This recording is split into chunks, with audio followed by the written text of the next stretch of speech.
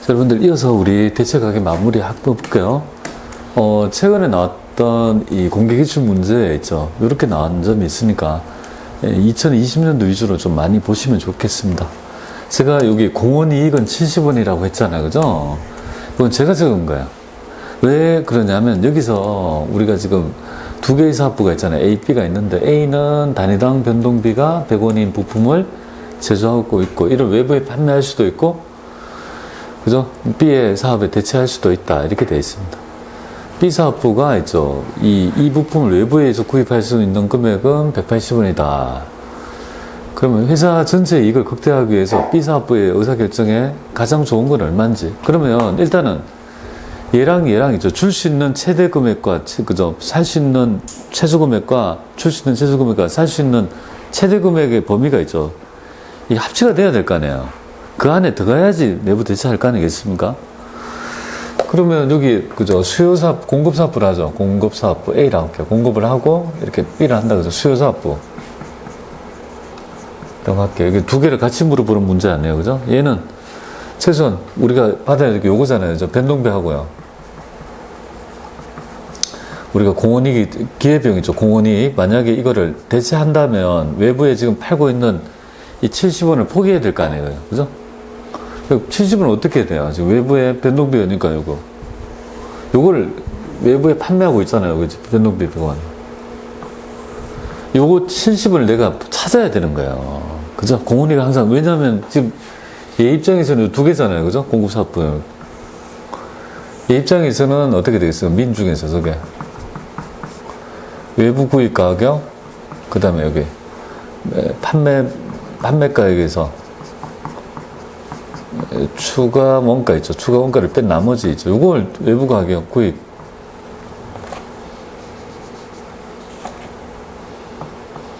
이 중에 적은 금액 안에 있죠. 얘하고 맞아야 될 거 아니겠습니까? 그러면 얘는 지금 현재 변동비를 얼마 들어요? 100원, 기회비용은요. 이걸 내부에 팔 수도 있고 대체할 수 있다는 거는 만약에 대체한다면 그걸 포기해야 될 거 아니겠습니까? 70원이 들어갈 거 아니에요. 그럼 얘가 줄 수 있는 최소 금액은요? 170원 받아야지 그래 대체할 거 아니겠습니까? 그죠? 그럼 얘는 외부에서 있죠. 살 수 있는 금액은요? 180원 판매 금액은 있나요? 판매 금액은 그 A사업부는 없네. 판매 금액은 없네요. 그 외부 금액이니까 결국은 얘 금액은 여기 지금 얘기를 안 하고 있잖아요. 그죠? 그럼 여기 작은 금액 여기는 지금 모르고 있으니까 이건 180원이다 이거잖아요. 그죠? 너희는 180원에 줄 수 있고 얘는 180원에 살 수 있으니까 뭐야? 이게 어느 정도 있죠. 협상이 가능한 그죠? 대체 금액 안에 포함이 될 거 아니겠습니까? 그러니까 지금 보세요. 여기 요 안에 되고 170원 줄 수 있잖아요. 그러니까 여기에 얘는 170원에 줄 수 있고 얘는 180원 사줄 수 있으니까 전체를 보면 이익이 되는 거죠. 그러니까 정답은 뭐가 될까요? 내부 대체함이 전체적으로 유리하다는 걸 우리가 할 수 있는 거잖아요. 정답은 1번 A 사업부에서 구입해야지만이 뭐예요? 그죠? 전체적으로 봤을 때 가장 이익을 극대화할 수 있다는 결론에 이르게 됩니다. 아시겠죠? 그래서 정답 1번 이거 한번 좀 생각해 보시면 되겠습니다. 자, 보고 그 다음에 있죠. 우리 또 오늘의 이번 시간 장기 의사결정 모형이 되겠죠. 그래서 지금 남은 테마는 두 개죠. 그죠? 장기 의사결정 자본예산, 그 다음에 우리 책임회계라고 불리는 성과평가. 그죠? 이렇게 하면 끝나요. 자, 지금 이 모형은 뭐냐면요. 내가 보통 일반적으로 투자 의사결정에 많이 나타나요. 투자 의사결정. 단기간의 의사결정이 아니고요. 내가 어떤 기계를 할지, 건물을 할지, 그죠? 이런 것들을 투입했을 때, 과연 내가 투입한 원가와 내가 이걸 통해서 얻을 수 있는, 그죠? 뭔가 수익 같은 느낌을 비교해서 뭔가 플러스 돼야지 이거를, 그죠? 선택할 거 아니겠습니까? 계획을 할 거 아니에요? 그래서 합리적 계획을 하고, 그 다음에 뭐예요? 과연 이 투자안이 정말 효율적인지를 평가해 봐야 되죠. 그거는 그 다음에 얘기다. 이렇게 보면 되겠습니다. 그럼 여기서 이제 알아야 될 점이, 보세요. 장기잖아요. 도대체 내가 투입한 원가는 바로 만약 기계를 산다면 100만 원 지금 나가지 않습니까? 그러니까 돈이 100만 원 나갔다는 거 안다. 근데 이 100만 원 나가서 기계를 통해서 얻을 수 있는 있잖아요. 이익을 어떻게, 그죠? 측정할 거냐, 이거잖아요. 그래서 요거는 장기 의사결정이니까 뭐를 고려한다고요? 바로 화폐 시간 가치 있죠. 고려하여, 여기 중요해요. 화폐 시간 가치를 고려해가지고 최저가는 선택해야 된다.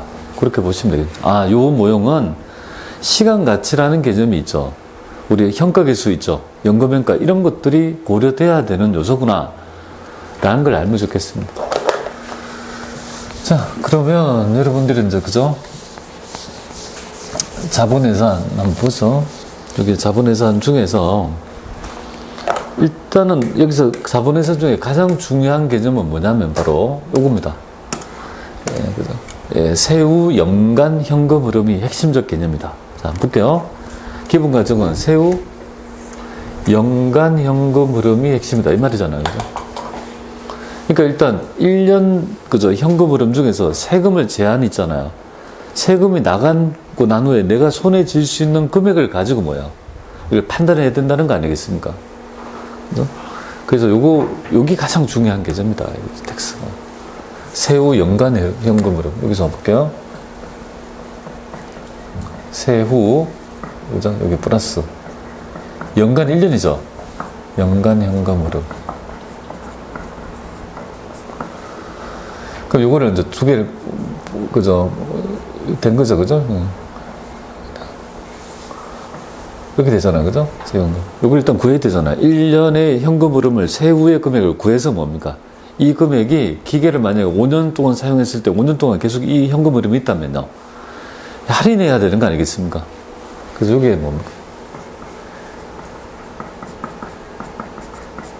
현재 가치 개념을 포함해서 판단해야 된다는 점이 가장 핵심적인 거다. 이렇게 보시면 됩니다. 진정한 의미에서 세금을 제하고 이익을 가지고 해야 되지. 세금을 제한 후에 있잖아요. 금액을 가지고 평가해야 된다고 보는 거거든요. 그래서 일단은 얘가 한 4문제 정도 나와요. 3문제에서 4문제 나오는데 이론 문제가 하나 나와요. 이론 문제에서 여기에서 가장 많이 나온 거는 바로 여기가 되겠습니다. 요 문제, 4번째가 가장 많이 출제된 것 같습니다. 그래서 요거 한번 이론 문제 하나를 어떻게 맞출 건지 한번 보죠.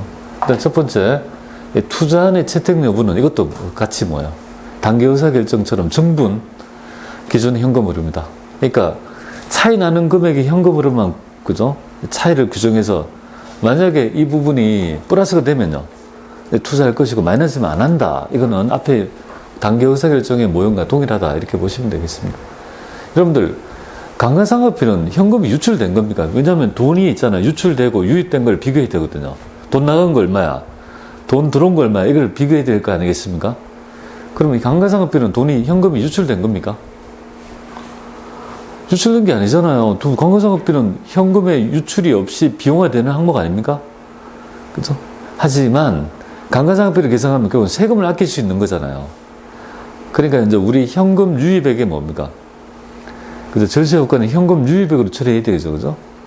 맞잖아요. 그죠? 그러니까 이제 현금 유입액에는 연간 현금 흐름 할 때는요, 이걸 구할 때는 세후 말고 일단은 있잖아요. 연간, 그죠? 현금 유입액 있잖아요. 그죠? 세후 유입액에, 다시. 저거를 세후 연간 현금 흐름은 이렇게 됩니다. 세후 연간 현금 흐름에서 플러스 뭡니까? 감가상각비는 현금 흐름이 있죠. 이거는 연금 흐름이 유입된 거잖아요. 연금이 들어온 거잖아요. 근데 감가상각비는 돈이 나간 게 아니죠. 여기에 절세효과 있죠. 절세효과. 그러니까 지금 연간 현금 흐름의 개념이 요거랑 요거 두 개가 포함되어 있는 개념이에요. 그러니까 감가상각비 금액이 결국은 세금을 줄이니까 현금 유입액이 있죠. 세금 나갈 걸 줄였다고 보는 거 아니겠습니까? 그러니까 유입액에 이걸 포함시켜야 된다는 거죠. 그러니까 세후 연금 현금 흐름이니까 세후에까지 뭡니까? 요거에 영향을 주는 요소까지 현금 유입액에 이 개념을 포함해야 된다는 개념이거든요. 요소. 그 다음에 이제 세후를 가지고 하는 거고요. 그 다음에 가장 중요한 부분이 바로 이자 비용, 배당금 있죠. 이자 비용은 돈 나가고 배당금은 돈 나간 거 아니겠습니까? 근데 이때 현재 가치 할 때 할인율 할 때 뭡니까? 할인율을 설정할 때 얼마의 가치로 할인할 때 그죠? 현가로 그죠? 내가 얻을 수 있는 수익률로 할인이 되잖아요. 그때 이 할인율에 벌써 뭡니까? 이자 비용이랄지 그 다음에 배당금이랄지 이런 것들이 뭡니까? 돈이 나갔지만 이게 다 반영이 된 거다. 이게 반영이 됐다 이 말이에요. 그렇기 때문에 실제 얘가 돈이 나간 건 맞잖아요. 이자 비용 돈 나갔고 배당금이 나갔죠, 그죠? 하지만 이 할인율에 이걸 포함해가지고 할인했기 때문에 이미 다 반영됐기 때문에 요 나간 금액 자체만은 뭐예요? 현금 유출이 됐다고 있죠. 판단해서 포함시키지 않는다는 점이 가장 있죠. 중요한 개념이라고 보시면 되겠습니다. 알겠죠? 이게 좀 시험에 잘 나오고요. 그 다음에 현금 흐름은 1년 단위로 측정하고 발생 시점별로 측정하게 되는데요. 어떻게 하느냐 하면 처음에 투자하는 시점, 투자할 때 돈 나간 거 있죠. 그 다음에 투자 기간 중에 뭡니까? 나타나는 뭐요? 매번 있죠. 이 투자를 통해서 얻을 수 있는 현금 흐름이 있죠. 그러니까 시험은 여기는 잘 안 나오더라고요. 얘랑 두 개가 나와요. 보통 일반적으로 요거 말고 요건 잘 안 나오고요. 요거 두 개가 일반적으로 출제되더라. 이렇게 보시면 되겠습니다. 자, 그러면 한번 어떤 부분인지 요 이론 문제를 가지고 한번 같이 보겠습니다. 가장 최근에 나왔던 문제가 됐네요. 다음 중 자본 예상을 편성하기 위해서 현금 흐름을 추정할 때 주의해야 될 사항으로 가장 올바르지 않는 것. 틀린 거 찾아볼게요. 지금 여러분 자본 예산하면 뭐가 생각나야 될까요? 내가 투자안에 대한 장기 의사 결정을 이 투자를 할까 말까를 판단할 때 그죠? 이 자본에 나가는 돈과 들어오는 돈을 비교해서 의사결정을 해야 되거든요. 그렇게 생각하면 돼요. 자본 예산이 뭔지. 자, 명목 현금 흐름이라면 명목 할인율로 할인하고 실제 현금 흐름이라면 실제 할인율로 현금 할인한다. 그냥 맞다 이렇게 보시고요. 일단 여기 좀. 두 번째 볼게요. 세금을 납부하는 것은 현금 주실 맞죠? 세금을 차감한 후에 현금 흐름을 기준할 때 세후죠. 세금을 차감한 후. 항상 기준이 뭐가 됩니까? 세금을 공제한 후에 현금 흐름을 기준한다. 여기 맞잖아요. 그죠? 맞고. 감가상각비를 계산함에 있어가지고 발생되는 세금 절약분이죠. 감가상각비는 돈이 나간 건 아니잖아요. 근데 그거를 계산하게 되면 세금을 줄이죠. 그럼 세금을 줄인다는 건 세금 나가는 걸 줄일 수 있기 때문에 유의백으로 봐서 그걸 판단할 때, 그죠? 유출액과 유의백을 두 개 비교해야 되거든요. 그때 유의백을 포함시켜줘야 되죠. 그걸 바로 감가상각비의 감세효과를 하는데, 감가상각비의 감세효과는 현금 흐름에 파악할 때 반드시 뭡니까? 고려해야 된다 이거잖아요. 고려한다 그죠? 요게 세후 현금 흐름하고 요걸 통해서 감가상각비를 계산했다라면 여기에 대한 세금 효과까지 뭡니까? 포함해가지고 결국 현금 유의백을 포함시켜야 된다는 말이잖아요. 네 번째 볼게요. 여기 우리 문제은행이다 보니까 바로 이렇게 바로 즉답을 알 수 있습니다. 이자 비용은요, 돈 나가면 맞아요. 배당금도 돈 나가면 맞아요. 명백한 현금 유출이 맞죠? 그러니까 현금을 이거 추정할 때 뭡니까? 추정할 때 반영이 됩니까? 반영하지 않습니다. 어디에 반영됩니까? 할인율에 요 금액이 반영이 돼서 할인하기 때문에 이미 기반영한 걸로 보니까 별도로는 나갔다고 반영하지는 않는다. 아시겠죠? 이 점이 가장 많이 출제됐습니다. 꼭 좀 알아야 될 내용이 되겠습니다. 자, 그러면 여기서 이제, 그죠? 우리가 투자 시점별로 처음에 투자했을 때 돈 나갈 거 아닙니까? 그죠? 이거 판단해 보는 거 지금 돈 나간다? 그리고 올몸이 따지면요. 투자 시점, 투자 기간, 투자 종료점 세 개를 다 전체를 다 해봐야 되겠죠. 근데 일단 투자 시점은 별도로 있죠. 얼마니, 투자 기간 중에 얼마니, 이렇게 보통 시험에 나오니까 투자 시점에 있죠. 현금 흐름을 측정해 볼게요. 투자 시점은 돈이 나가죠. 맞아요. 돈이 나가지 않겠습니까? 그러면 돈이 나간다 처분가 있고요. 투자 금액이 있습니다. 그런데 여기서 이제 알아야 될 점이, 그죠? 여기 보면은 이제 구자산을 처분하게 되면 어떻게 돼요? 그죠? 그거를 이제, 그죠? 지금 이제 새로운 내가 자산을 취득하기 위해서 돈이 나갔지만 구자산을 팔게 되면 그로 인해 가지고 이거 여러분 혹시 처분손익 아세요? 처분손익. 처분가하고 장부가하고 비교해서 처분손익이 나오죠. 그럼 처분이익이 나오면 어떻게 되죠? 세금을 더 내야 되죠. 그럼 세금을 더 내면 좋아요, 나빠요? 구자산 처분 이익이 나오면 뭐죠? 좋은 거죠. 그러면 현금 흐름에서는 뭐야? 마이너스가 돼야 되지. 그죠? 우리 배웠잖아요. 좋은 거는 현금 흐름에 뺀다고 했잖아요. 그게 똑같은 얘기라고. 그럼 내가 현금 들어온 거에서 구자산에 처분 이익이 있다면 법인세만큼은 뭐야? 빼는 것이고, 만약에 구자산에 처분 손실이 있으면요. 나쁜 거는 다 한다고 했잖아요. 현금 흐름. 우리 현금 흐름표 있죠. 자차부가 그걸 얘기하는 거예요. 그러면 그 금액도 세금의 절세 효과가 있으니까 이것도 뭡니까? 처분한 금액에서 이것도 더 들어온 걸로 해야 될 거 아니겠습니까? 여기 헷갈리지 않도록 해야 되죠. 그러면 안 헷갈리는 방법은요. 현금 흐름표를 공부하셨다면 어렵지 않게 할 수 있는 거 아니겠습니까? 요거는 할 줄 알아요. 그죠? 그러니까 요걸 얘기한 있죠. 문제가 나와 있습니다. 그거 한번 확인해 보고. 그 다음에 투자 기간 중에 있죠. 투자하면 매 기간 중에서 얻을 수 있는 현금 흐름이 있잖아요. 거기 바로 보세요. 여기 뭐죠? 세후 현금 흐름이잖아요.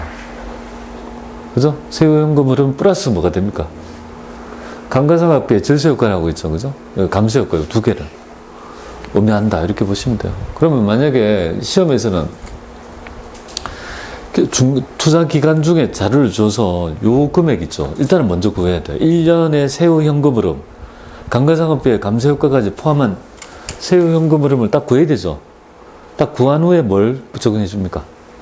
거기 이 금액이 5년 동안에 매번 만약 유입될 거라고 딱 가정하면 5년의 현가 있죠. 여기 보여준 이자율로 할인한 있죠. 현가 계수에 의해서 할인해야지만, 그죠? 그 금액을 구할 수 있다. 이렇게 보면 돼요. 그러니까 여기서 핵심은 얘부터 먼저 구해야 돼요. 얘부터 구하고 그 다음에 현재 가치를 적용하게끔 이렇게 하시면 됩니다. 그래서 제가 감가상각비는 현금 지출이 아니다.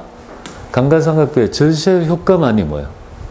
현금 유입액으로 처리해서 그죠? 그만큼 세금 덜 내니까 플러스해서 현금 들어온 걸로 처리해야 된다. 이렇게 보시고, 투자 종료 시점에서는요, 현금의 유입은 판 거 뭐 이렇게 포기한 거 있는데 뭐 잘 추측 안 되니까 앞에 있는 거, 이거 가지고 한번 해보도록 하겠습니다.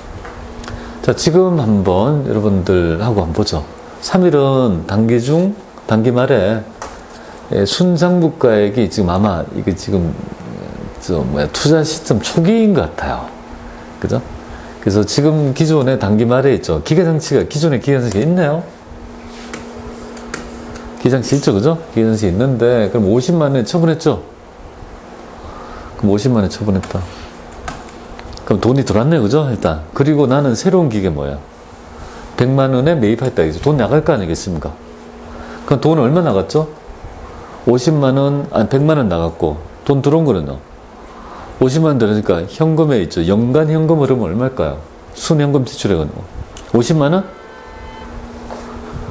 이렇게 하면 틀리겠죠. 그죠? 순진하게 이렇게 접근하면 안 된다는 거잖아요. 뭐를 고려해 줘야 돼요? 돈 나간 거는 얼마라고요? 돈 나간 거는 이쪽에 다 몰렸어. 자, 첫 번째 보겠습니다. 1번 유입액. 돈 나간 건 얼마가 되겠습니까? 100만 되겠습니까? 돈 들어온 거는요? 50만원. 돈 들었잖아요. 그러면 이거 순현금 지출액은요? 지출액은 얼마냐? X에게 물어보는 거잖아요. 그런데 여기에 뭐라고 되어 있습니까? 기계장치 30만원에 뭡니까? 짜리를 50에 팔았죠? 그럼 여러분 처분 이익이 얼마 나와요? 20 되겠습니까? 그럼 20에 대해서 법인세 20%면요 4만원만큼 세금을 이걸로 인해서 더 내게 되죠. 그럼 유입한 것 중에 뭡니까? 4만원 세금이 더 나가야 되니까 덜 들어왔다고 봐야 마땅한 거 아니야? 맞죠?